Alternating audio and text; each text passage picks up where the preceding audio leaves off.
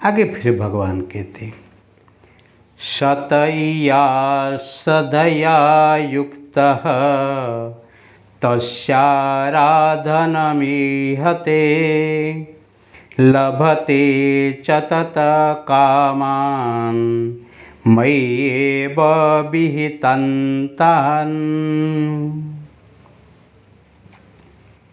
स तया श्रद्धया युक्तः तस्य आराधनम् ईहते लभते च ततः कामान् मया एव विहितान् हितान्।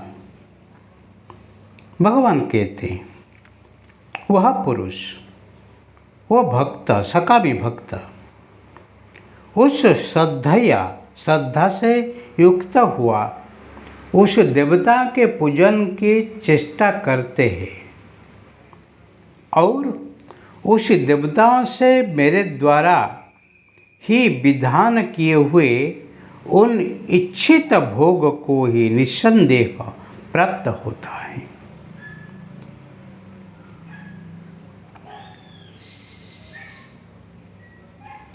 भगवान, सब लोग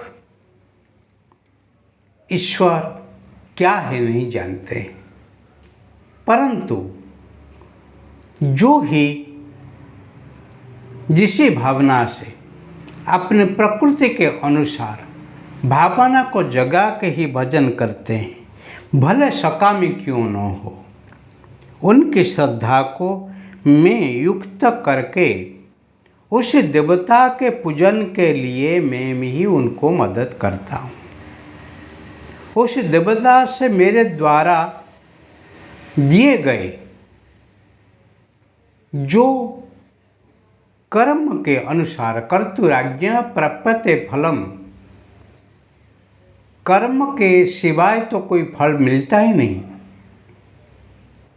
परंतु जो सकामी भक्त कर्म को करता है उनको पता नहीं है क्या देवता है और क्या ईश्वर है, परंतु ईश्वर समझ के देवताओं को पूजन करता है, क्योंकि उनकी इच्छा को पूरी करने के लिए, उनकी इच्छा को ही पूर्ति करने के लिए।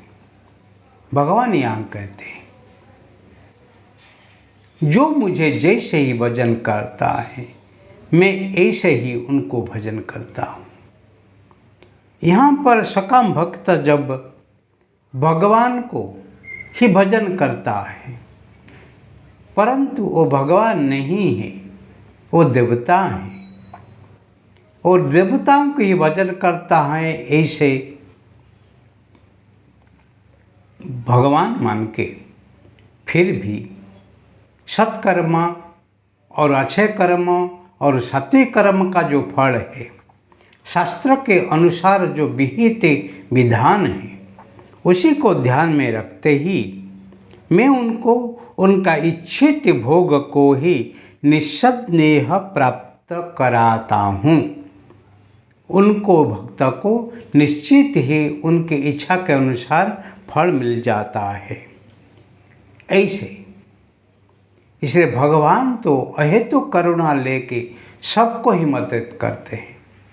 उनको कोई भजन करे या नहीं करे, परंतु उनके नाम पर दूसरा किसी को भी आप भजन करते हो तो फिर भी शास्त्र के अनुसार वो उनको ही फल देता ही रहता है।